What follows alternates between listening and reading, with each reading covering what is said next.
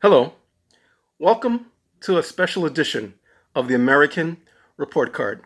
I'm your host, Terry Burrus. Thank you for joining us. And don't forget to click and subscribe to our YouTube channel. Is it not, or is it funny, how history repeats itself? Here's an example. Back in the 1600s, China was a dominating world power, and as it declined, the Netherlands, yes, the Netherlands, rose and took its place as a new world dominating power. Of course, in the 1800s, Britain became the dominating power of the world. Then, when it declined, the United States took its place and has been the dominating superpower for about the last 150 years. But during those power dominating times, we see a pattern that has taken place during all of its dominance to its declines. Now, let's set aside the United States for the moment. When those other countries were world superpowers, they were unified. The public was on one accord. They worked, struggled together, supported the cause of their civility. There were always internal struggles, but to be a dominant superpower, the majority of the public was together as one. In the United States, during the 1950s, American work ethic was unified. Factories, bakeries, stores, all businesses were in full effect. The U.S. generated great wealth and pride for its achievements. Everyone wanted to come to America for a better quality of life. And the USA prided itself on that premise. It had good educational and medical facilities. It had Elvis Presley, John Wayne, Hollywood, a sense of family, a strong economy, and more. And the rest of the world knew it.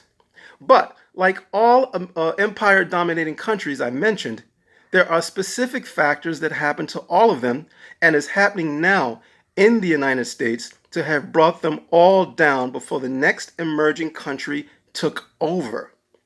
For the next emerging superpower country is China.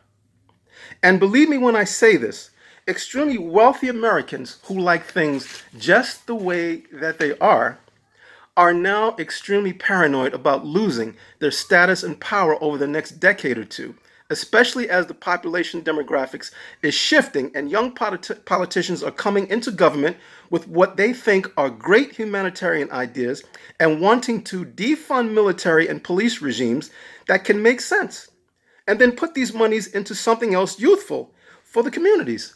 Sounds great, right? And at this time, police protests, civil unrest, rioting, the wealth gap getting larger and larger, and a general public deep frustration, left-wing politicians are using these protest marches to gain political points and gain power. Then there's the opposite side. Right-wing political opponents doing whatever they can to scrutinize and blacklist those public protests to advance their power points with their political base. On top of that, there's a global pandemic going on. Let's describe the peak of a superpower before it declines. When the people become wealthy, the strong work ethic, like in the 1950s, decline. The wealthy want to maintain the system to continue receiving the benefits while the rest of the population is falling deeper and deeper behind, creating a bigger and bigger wealth gap. When you start to see this is where the structure is starting to crumble from within. As debts become too large and the central bank can no longer stimulate the economy, and as the wealthy are fine, and everyone else is struggling, this leads to more conflicts between the rich and poor, and an increase in what's called populism. Now, from fear, the rich can take their money out of the country, and the rest of the population is fighting over crumbs left with a devaluating currency. And because the great notion of defunding the military and police had taken place earlier in this presentation on the American Report Card, a new power change could now move in.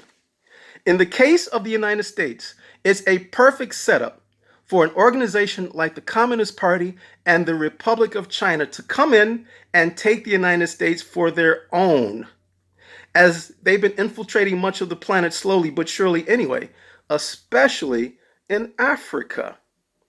Even with all of this going on currently in the United States, the US still has great technology, great military, and great creativity to overcome all of this. The only thing is that whether you are rich or poor, or whatever skin color you may be, or whatever class you consider yourself to be in, we all have to work together. Billionaire Bridgewater founder and philanthropist Ray Dalio gives a brilliant synopsis of his historical research of the markets and the changing world order at principles.com. This is a special edition of the American Report Card, and I'm your host, Terry Burrus. Thank you for joining us.